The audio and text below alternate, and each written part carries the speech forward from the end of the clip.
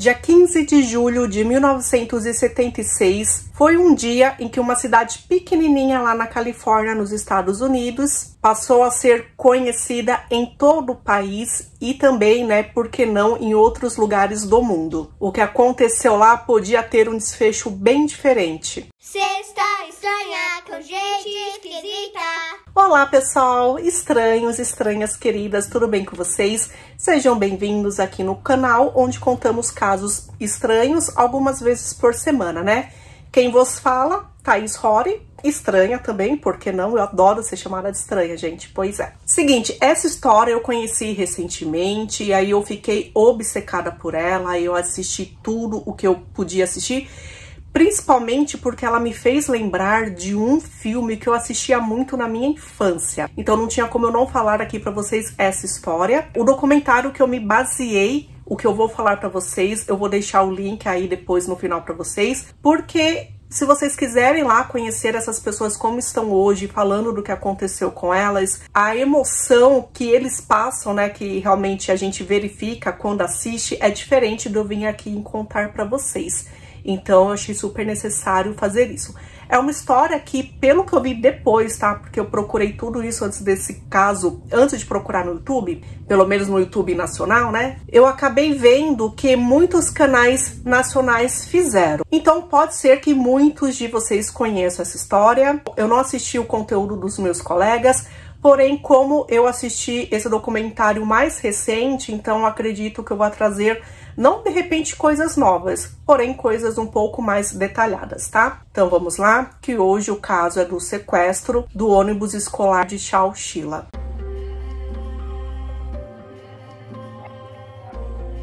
Essa história aconteceu com 26 crianças, a maioria com 5 anos de idade, e a criança mais velha, que não era para estar ali no ônibus, ela tinha 14 anos de idade. E o motorista do ônibus, o único adulto, chamado Ed Ray. Chowchilla é uma cidade agrícola bem pequenininha que fica lá na Califórnia. É a cidade menos populosa do condado de Madera. A neve lá é bem rara e o verão de lá, gente, chega a ficar 43 graus. Naquela cidade, se você vive lá, você vai viver da terra. Então, ou provavelmente você vai ser vaqueiro, vai ter criação ali de vacas, ou vai plantar alguma coisa ali e cuidar daquela sua terra. Frank Edward Ray nasceu dia 26 de fevereiro de 1921, e depois de terminar a escola ele passou boa parte da vida dele realmente criando vacas, até que no início dos anos 50 ele tornou-se motorista e tornou-se também motorista de ônibus escolar. No momento dessa história, em 1976, ele tinha 55 anos de idade. Ele era conhecido por muitas pessoas, por muitos estudantes que pegavam o ônibus dele, né,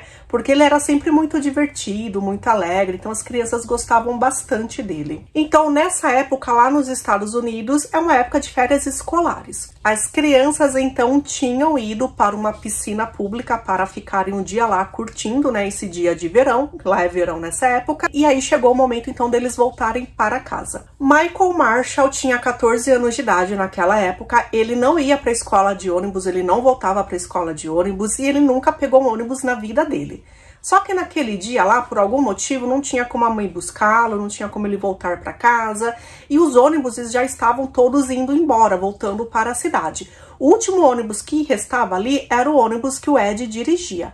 Ele já conheceu o Ed ali da cidade, ele perguntou então se o Ed poderia dar uma carona para ele, e ele falou, claro, sobe aí. Então ele achou estranho, né, porque tipo um adolescente, né, com toda aquela criançada, tirando as crianças de 5 anos de idade, algumas tinham 9, algumas tinham 10, ele era o mais velho ali, né, então tava se sentindo um peixe fora d'água. Dentre de todas essas crianças, gente, somente 7 eram meninos, então 19 eram meninas. Então na estrada voltando para casa, para a cidade deles, tinha uma van parada ali na estrada.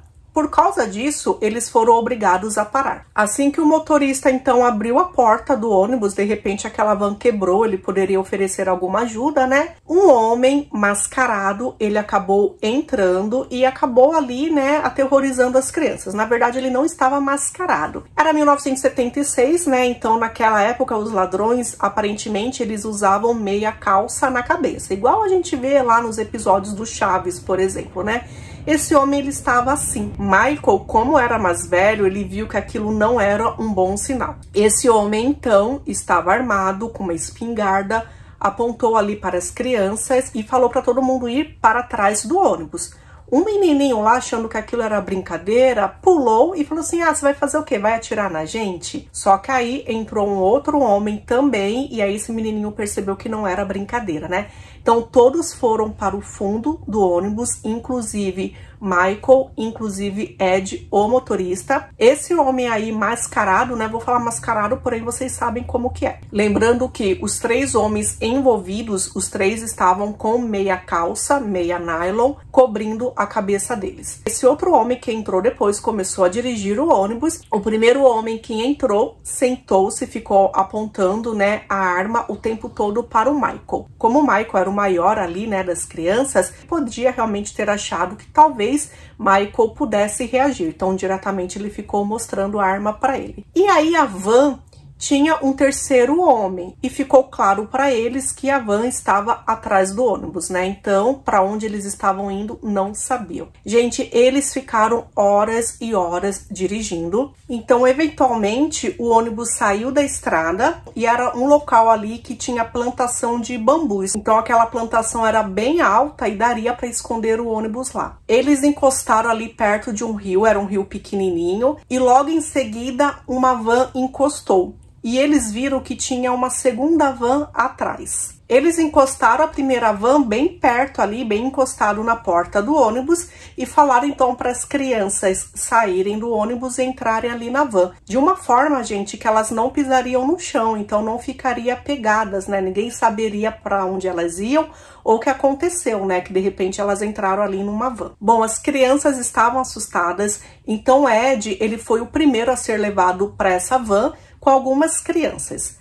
As crianças ficaram lá apertadas, não tinha janela, era totalmente escuro. Tinha uma menininha chamada Jennifer Brown e a Jennifer, na hora que ela foi entrar na van, o rapaz apareceu e ficou apontando a arma na barriga dela, falando que ela não tinha que entrar. E ela ficou, não, mas por que não? Eu fiz só o que você me pediu, porque realmente ela estava com medo, né, de receber um tiro ali. Até chegar a outra van, que demorou um pouco, não foi logo em seguida, ele tirou a arma dela e ela pôde entrar. Então, Michael, o menino de 14 anos, entrou nessa segunda van. Ele disse que assim que as portas fecharam, que tudo ficou escuro e que a van começou a se movimentar, as crianças começaram a agarrar ele, sabe? Porque ele era ali o mais velho. Chegaram a perguntar para ele se estava tudo bem, se iria ficar tudo bem, se eles iriam ver seus pais novamente. E ele, muito sinceramente, disse que sim. Só que lá dentro dele, ele disse que sim, nós veremos nossos pais novamente, só que eu não disse quando, eu não sei quando, né, ou se será nessa vida. Então, para ele foi o que ele conseguiu falar ali naquele momento. Eram crianças bem pequenininhas, ele ficou ali na van com as menores crianças de 5 anos, então elas choravam, elas faziam xixi, sabe? Bem realmente com medo, porque ninguém sabia ali o que iria acontecer. E quando eles estavam na van, eles ficaram horas lá dentro. Os carros estavam em movimento para chegar em algum lugar. Tinha um menininho também chamado Park Larry. Ele era bem pequenininho, se não me engano, ele tinha 6 anos de idade na época. E ele disse que ele conseguia ainda dormir, acordar, dormir, acordar e continuava lá dentro. Até que, de repente, as duas vans pararam. Enquanto isso, né, os pais perceberam que tinha alguma coisa estranha ali, porque já tinham se passado o horário das crianças chegarem e elas não chegaram. Então elas começaram a comunicar à polícia. A polícia não conseguiu encontrar o ônibus, não conseguiu ter contato com o motorista. E assim, naquela época, né, gente, não tinha celular, não tinha nada disso, né? Então era bem complicado mesmo. Porém, era um ônibus grande, escolar, ele não poderia assumir assim de uma hora para outra. Os pais, então, eles se uniram e eles ajudaram a polícia a fazer o trajeto, né, da casa deles, da escola ali, até a piscina que eles foram. Só que ninguém encontrou nada.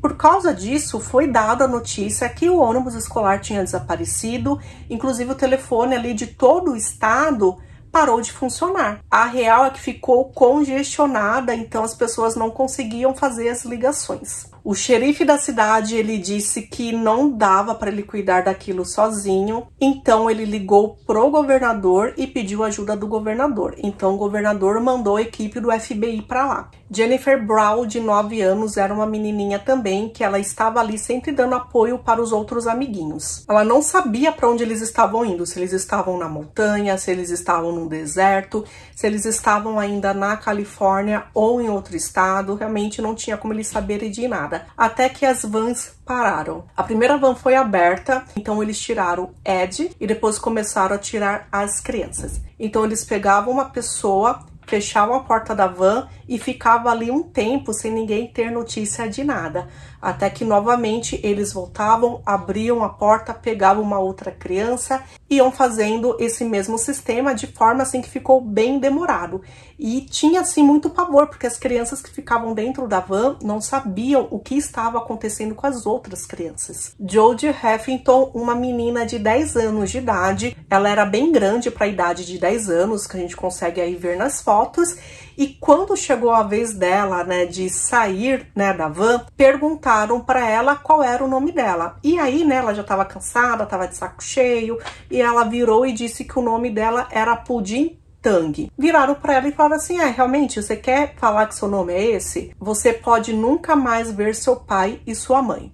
E aí, né, ela viu que, poxa, eu falei besteira e tal, acabou falando o nome dela certo. Então, anotaram lá o nome dela e levaram ela para um outro local. Chegando na segunda van, Michael viu que levaram a primeira criança. E ele ficou aterrorizado, porque ele não sabia o que estavam fazendo, né? E ele disse ali para as crianças: olha, a próxima pessoa que vai serei eu. E as crianças falaram que não, que preferiam que ele ficasse e que todas fossem embora e ele ficasse lá até o final. Então, foi assim que ele aceitou. Só que assim, tinha uma menininha que estava muito apegada a ele, chamada Mônica, de 5 anos de idade. E ele disse que ele não conseguiria entregar a Mônica para aqueles homens. Então, ele conversou com ela e falou: olha, eu vou antes de você. Quando faltavam somente os dois, ele foi na frente, né? Ele deixou os caras levarem ele, perguntaram o nome dele, anotaram o nome dele e levaram ele, então, por um buraco. Tinha uma escada que ia lá fundo, falaram para ele: desce. Ele não sabia o que ia acontecer com ele, não dava para enxergar nada lá embaixo, porém ele começou a descer as escadas.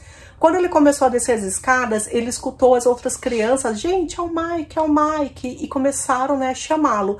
Aí ele, né, deu aquele alívio e falou: puxa, todo mundo está aqui. E depois acabaram levando a Mônica, que foi a última criança que entrou lá. Gente, na verdade, agora eles estavam em um caminhão de mudanças. E de alguma forma aqueles homens tinham enterrado o caminhão e ele estava enterrado a cerca de 3 metros abaixo da terra. Por isso, né, que eles tiveram que descer lá as escadas.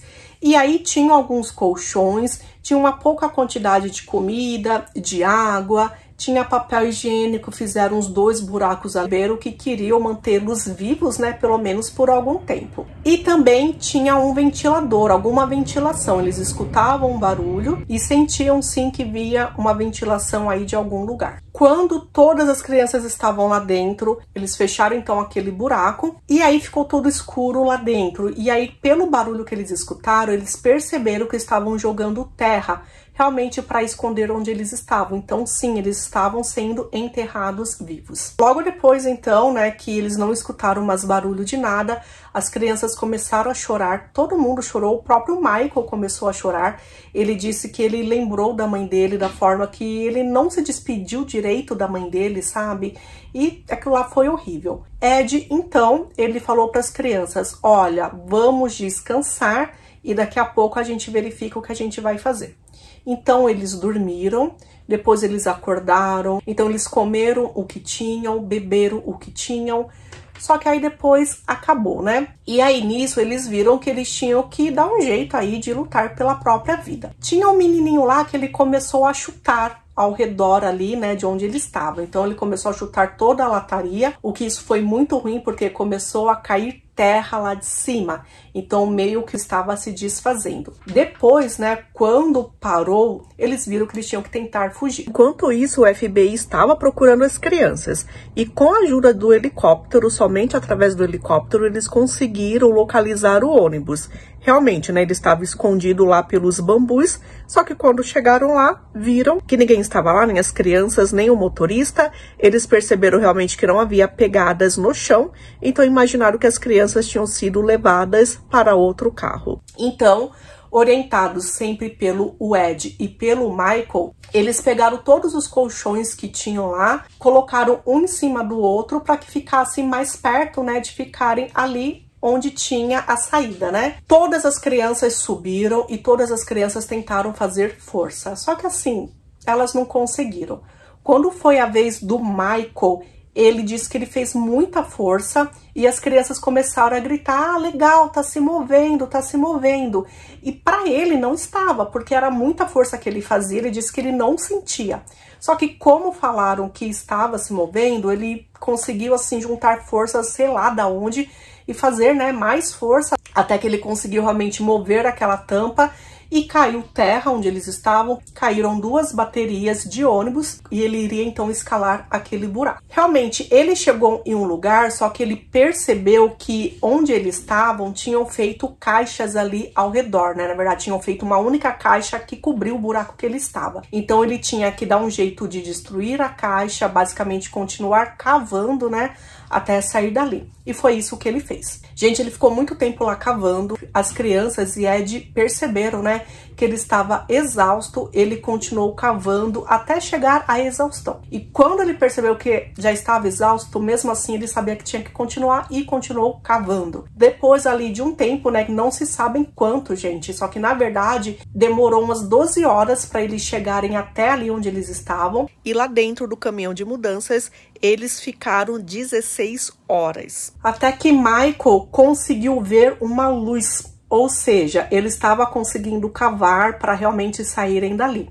E aí ele conseguiu sair. Ele disse que onde ele estava ali não tinha nada, gente. Como ele já tinha saído, ele agora ia ajudar as crianças a saírem. Então Ed ficou levantando as crianças uma a uma. Jodie, que também era uma criança alta, acabou ajudando, né, levantar as crianças, e ela acabou sendo uma das últimas e Ed acabou sendo o último. As crianças estavam todas sujas, algumas estavam arranhadas, machucadas, enfim, elas começaram a andar. Até que de repente elas viram um monte de homens. Só que eram homens trabalhadores que trabalhavam ali naquele pedregulho. Era um local de pedras, de mineração, né? Era uma mineradora. E os homens já sabiam então quem eram aquelas crianças. Elas já estavam conhecidas em todo o país.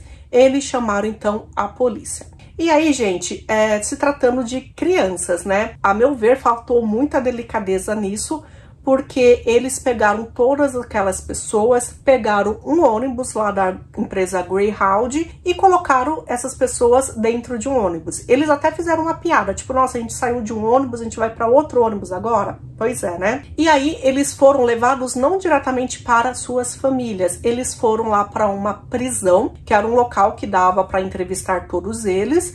Chegando lá, eles foram colocados em uma sala que parecia sala de aula, que tinha mesinhas e tal. As crianças que precisavam de roupas foram dadas roupas para elas, roupas bem maiores, né, do que o tamanho delas. Elas também foram alimentadas com suco, com maçãs. Todas elas foram interrogadas. Então, somente depois de 4 horas que elas chegaram nessa prisão, elas foram liberadas então. Então elas voltaram de ônibus até a cidade delas. Tem uma imagem bem emocionante, né, da parte de noticiário da época, quando elas saem então do ônibus e aí os parentes, né, a família acabam pegando eles. A felicidade de todo mundo ali, né, eles batem palma principalmente pro Ed, porque o Ed foi um grande herói, assim como o Michael também foi um grande herói, apesar de Michael nunca ter parado para pensar nele dessa forma.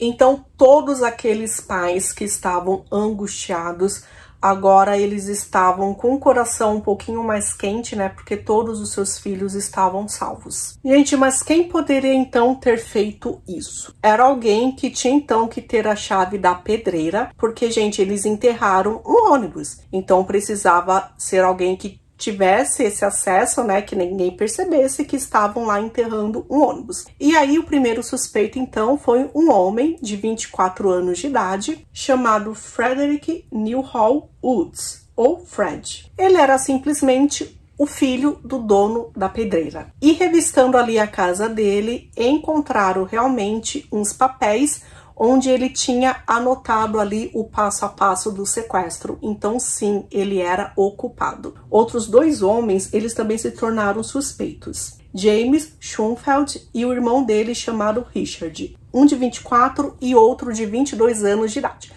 Os 3, alguns anos antes, tinham entrado para roubar uma concessionária. Só que assim, como os 3 eram de famílias ricas, muito ricas, não aconteceu nada com eles. A sentença deles foi totalmente cumprida em liberdade condicional com pagamento ali de multa. Só que aí vocês viram para mim e falam, poxa, eles são ricos, né? O pai e a mãe deles são ricos. Só que acontece, eles torraram todo o dinheiro que eles tinham e aí eles estavam devendo muito dinheiro. E eles não podiam mais pedir dinheiro para os pais deles porque já tinham emprestado, enfim, não dava mais. Então, eles precisavam de muito dinheiro para poder pagar as dívidas que eles tinham e para poder viver, né? Então, eles pensaram o quê? Vamos sequestrar crianças, porque todo mundo gosta de criança, então o Estado irá pagar o que a gente pedir. Eles iriam pedir o valor de 5 milhões de dólares. Gente, 5 milhões de dólares em 1976. Não dá nem para saber assim quanto isso valeria hoje, né? Só que seria muita grana. 5 milhões de dólares hoje seria o equivalente a 25 milhões de reais. Então, Richard, ele se entregou no mesmo dia. Os outros 2 fugiram. O irmão dele acabou sendo preso 8 dias depois e Fred, que foi quem arquitetou tudo, acabou sendo preso 2 semanas depois e ele já estava no Canadá. A polícia conseguiu recuperar uma das armas que foi utilizada ali, né, durante esse crime. Eles tinham também, então, o plano, né, todo arquitetado, só que aí eles nunca pediram o resgate. E sabe por que eles não pediram? Porque eles não conseguiram. Como as crianças desapareceram e as linhas telefônicas elas ficaram tão todas congestionadas,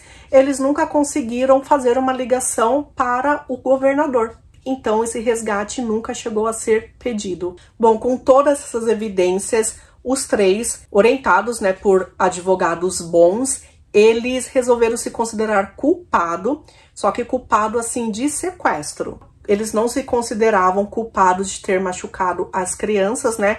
Mesmo assim que não fosse diretamente, eles machucaram as crianças, porque se eles recebessem a sentença, seria então de prisão perpétua sem condicional. Mesmo assim, o julgamento houve. Então, gente, as crianças, elas foram testemunhas. Então, elas estavam lá no banco, né, das testemunhas, olhando para esses homens aí maléficos. Algumas delas choraram. Jennifer Brown chorou.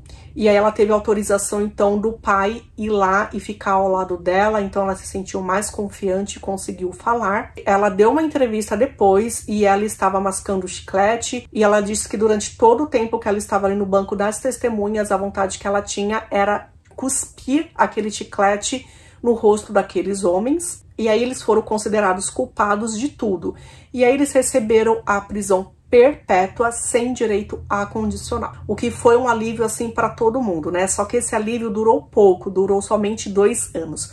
Os advogados deles conseguiram provar que eles não machucaram diretamente as crianças, então eles não poderiam receber essa pena. Então, depois de 2 anos, as penas deles diminuíram para prisão perpétua com direito a condicional. E cada um deles, gente, poderia pedir a liberdade condicional a cada 3 anos. Jodie disse que a cada 3 anos, mesmo da época que ela era criança, conforme ela foi envelhecendo, ela sempre esteve lá. E onde acontecia ali, né, a sessão para pedir essa liberdade condicional, era uma sala pequenininha. Então, os prisioneiros, né, lá, as pessoas que sequestraram as crianças, ficavam bem pertinho ali das crianças, né, das vítimas. Então, no total, foram mais de 60 audiências de liberdade condicional, juntando, né, os 3 rapazes, e um deles foi liberado em 2012. Depois de 36 anos após os sequestros, Richard Schoenfeld, ele foi o primeiro a receber liberdade condicional em junho de 2012. 3 anos depois, o irmão dele, James, foi liberado também. Fred não conseguiu ser liberado porque ele não respeitava as leis ali de dentro da prisão. Então ele arrumava briga, ele foi encontrado com material pornográfico e também com celulares dentro da prisão. Na audiência dele de liberdade condicional de 2018, Jodie esteve lá e ela disse que achava ridículo, que na verdade ela não sabia se ria ou se chorava, quando escutou James falando então que teve uma infância difícil. Porque assim, se ele teve uma infância difícil, imagina a Jodie, né? Jodie, ela deixou de ter infância por causa daquele trauma que ela viveu. Então, nesse dia também ele teve a liberdade condicional dele recusada. No total, gente, aquelas crianças, né, e Ed, eles passaram 28 horas de terror. E aí o que eu vou contar agora é algo assim bem triste, né? Não é porque as crianças foram libertadas que elas tiveram uma vida feliz, não. Olha só, 5 dias depois de ter acontecido o sequestro, houve uma passeata na cidade, que era uma forma de homenagear as crianças. Elas foram e algum tempo depois deram um passeio para elas irem para Disney. Quem sabe, né, com a Disney, né, todos os problemas iriam passar. Foi um dia gostoso, todos falaram isso, só que depois o pensamento ficou. Então fizeram um estudo com todas essas crianças. Esse estudo descobriu que as crianças sequestradas sofriam de ataques de pânico, pesadelos envolvendo sequestro e morte e mudanças de personalidade. Muitos desenvolveram medo de coisas como carro, escuro, vento, cozinha, ratos, cachorros e hippies. Pessoas hippies. Uma dessas pessoas, né, quando cresceu, acabou atirando, né, foi arma de chumbinho, acabou atirando em uma pessoa, em um turista que teve, assim, o azar de quebrar o carro bem na porta da casa dessa pessoa, sabe? Então, são coisas, assim, que você reage tudo por causa desse trauma que eles passaram quando eram crianças. Foram relatados ainda sintomas dos traumas pelo menos 25 anos após o sequestro. Muitos deles, gente, muitos deles, eles abusaram, então, de substâncias, álcool principalmente, sofreram ou sofrem depressão e foram presas em ocasiões que eles eram controlador. Então, por algum motivo acontecia alguma coisa e eles se sentiam assim na vontade de controlar algo e aí eles acabaram sendo presos, né? Em 2016, 25 crianças receberam uma indenização do Fred. O Fred, assim, vamos agora falar deles, né? Os pais morreram e aí eles herdaram aquele dinheiro, aquela herança ali fabulosa, né?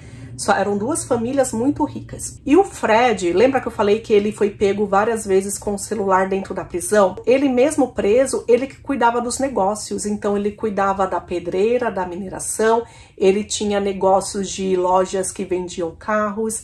E isso nunca foi dito para a polícia, né? Porque a polícia precisava saber, né? Só depois de anos isso foi descoberto. Não foi dito quanto que as crianças, que não eram mais crianças, né, receberam aí nesse processo. Uma dessas pessoas envolvidas disse que o quê? Que era o suficiente para eles fazerem uma terapia de qualidade, porém não era o suficiente, por exemplo, para comprarem uma casa. Um menininho chamado Larry Park, ele disse que ele ficou anos sendo um dependente químico. Ele chegou a ficar até 30 anos sendo dependente, até quando ele teve um pensamento e ele disse: Deus, me ajude a perdoar esses homens. E aí, a partir daquele momento que ele começou realmente a perdoar aqueles homens, a vida dele mudou, ele saiu do vício. Hoje ele está há mais de 10 anos sem usar substâncias nenhuma, e inclusive tem uma foto dele, né, com um dos homens que o sequestrou, e ele disse que para ele foi o suficiente ali para ele mudar de vida, ele precisava sentir essa paz. Larry também ajuda na igreja, então agora, né, além de ele viver em paz, ele consegue ajudar as pessoas. Jennifer Brown se tornou uma mãe, esposa e executiva, e ela disse que ela conseguiu seguir adiante com a ajuda dos amigos e da família, que foi super importante e é super importante para ela, que ela é uma sobrevivente e ela teve uma vida muito boa e feliz. Michael disse que se perdeu depois do sequestro, que ele lembra quando ele tinha 18 anos de idade, ele começou a chegar bêbado em casa e não lembrar de nada, e sim, ele tornou-se um alcoólatra. Hoje ele não é mais dependente, hoje ele está sóbrio, ele é pai, ele é caminhoneiro e ele tem a vida dele. Tem um documentário do Investigação Discovery em que a história é sobre esse caso, só que é bem curtinho e o ponto de vista é exatamente do Michael. Então, gente, só ali no comecinho que eu acho que eles inventaram pra fazer um teatrinho, que ele diz que brigou com a mãe no dia anterior e por isso naquele dia ele teria que voltar para casa sozinho de ônibus porque a mãe não iria buscá-lo, né? Então justificaria ele estar no ônibus. O que não é indiferente, né, do fato que ele não deveria estar naquele ônibus, né? Porque realmente ele não tinha alguém para levar ele para casa. Então ele acabou pegando aquele ônibus de carona. Então ele disse que durante todos aqueles anos ele não se viu como um herói. Até que depois de 35 anos do acontecido, uma filha de uma das vítimas, ou seja, uma filha de uma pessoa que ele ajudou, de uma criancinha que ele ajudou, agradeceu a ele, dizendo que se não fosse ele, nada disso teria acontecido. E aí ele percebeu, então, ele começou a se enxergar assim como um herói, como que ele foi importante nessa história. E, gente, não era para ele estar lá, não era o ônibus dele, então, se ele esteve lá, realmente era por algum motivo. E o motivo foi poder ajudar ali todo mundo. Além disso, enquanto estava preso, Fred se casou 3 vezes e comprou uma mansão ali que ficava a 30 minutos da prisão. Ed Ray continuou sendo motorista de ônibus, ele recebeu várias homenagens, vários prêmios. Ele acabou falecendo em 2012, aos 91 anos de idade. Nesse ano que ele faleceu, ele recebeu a visita de quase todas as crianças que estiveram com ele naquele ônibus. Então foi assim uma forma muito bonita, né, de despedida. Alguns anos depois, em 2018, uma praça ali de Chowchilla, da cidade, ela foi renomeada e hoje ela tem o nome do Ed. E para finalizar, gente, vamos falar da Jodie. Jodie é aquela mulher que esteve a cada 3 anos, né, em todas as audiências de liberdade condicional, que era criança de 10 anos, alta, que ajudou muito as outras crianças também. E ela disse que isso que aconteceu com ela nunca fez com que ela fosse uma pessoa boa o suficiente. Então ela sente que ela nunca foi uma filha boa, nem uma esposa boa, nem uma mãe boa, nem uma tia boa, sabe? Então isso tirou um grande pedaço da vida dela. A última audiência que ela foi, então, né, foi em 2018, quando o Fred realmente não recebeu a liberdade condicional. Em janeiro de 2021, ela faleceu com apenas 55 anos de idade. 14 meses após a morte dela, Fred, o último sequestrador que estava preso, ele acabou recebendo a liberdade condicional. Pode ser sim que o fato de Jodie não ter estado lá, mais uma vez lutando contra, né, pode ser que tenha ajudado nisso. Então é isso, essa é a história de hoje. Eu vou dar feliz aniversário para vocês daqui a pouco, porém antes eu quero falar de 2 filmes. Quando eu vi essa história, eu me lembrei de um filme que eu assistia muito quando era criança, que passava no SBT, que foi, assim, nossa, o filme assim que mais me deu medo na vida, só que eu amava aquele filme. E conforme eu sabia que ele ia passar, eu assistia. Ele passava à tarde no SBT, começava a passar 1h da tarde, se eu não me engano. E eu sempre esqueço o nome desse filme. Então, quando eu vou na internet, eu vou lá e jogo filme no SBT com sequestradores mascarados, escola, alunos, enfim. E aí ele sempre me fala que é um filme chamado A Fortaleza, que é um filme da década de 80. E é um filme muito angustiante, que homens mascarados sequestram a professora e alunos e acabam levando realmente lá meio que para uma floresta. Pelo que eu vi, esse filme ele é australiano e ele não diz ser inspirado nessa história real, né, que eu acabei de contar para vocês.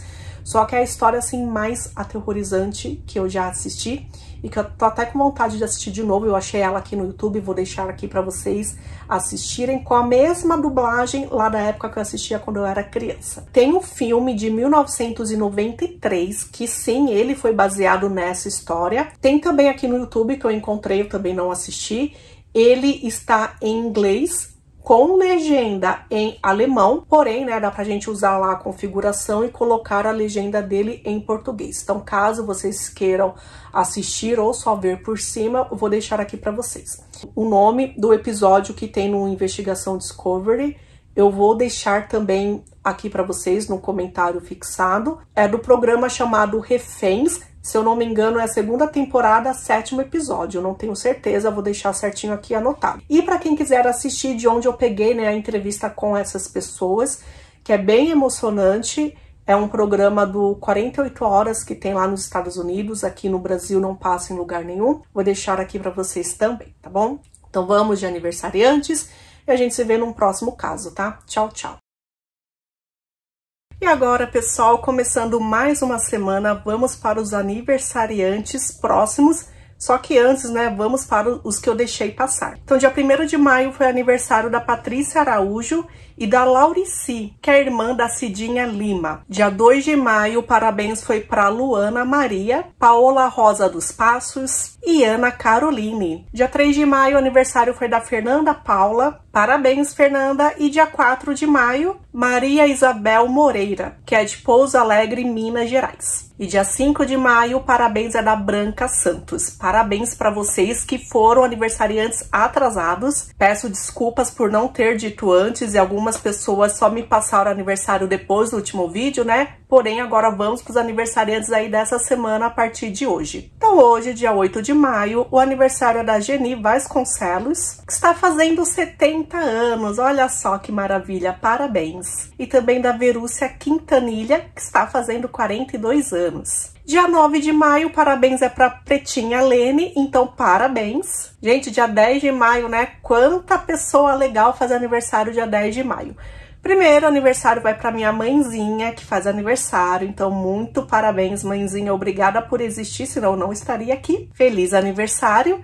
E também para outras pessoas que se nasceram nesse dia, são maravilhosas também. Nuzia Lima, Marcelino Jorge da Silva Raiol, Natália Lucena de Almeida Lima, que mora no Japão, parabéns. E José Caetano, o pai da Cidinha Lima. Então, olha só, em maio nós temos 2 aniversariantes aí na família da Cidinha, né? É igual a minha também. Tem aniversário da minha mãe e depois o meu aniversário. Dia 11 de maio, parabéns para Elilde Gomes e Viviane Santos.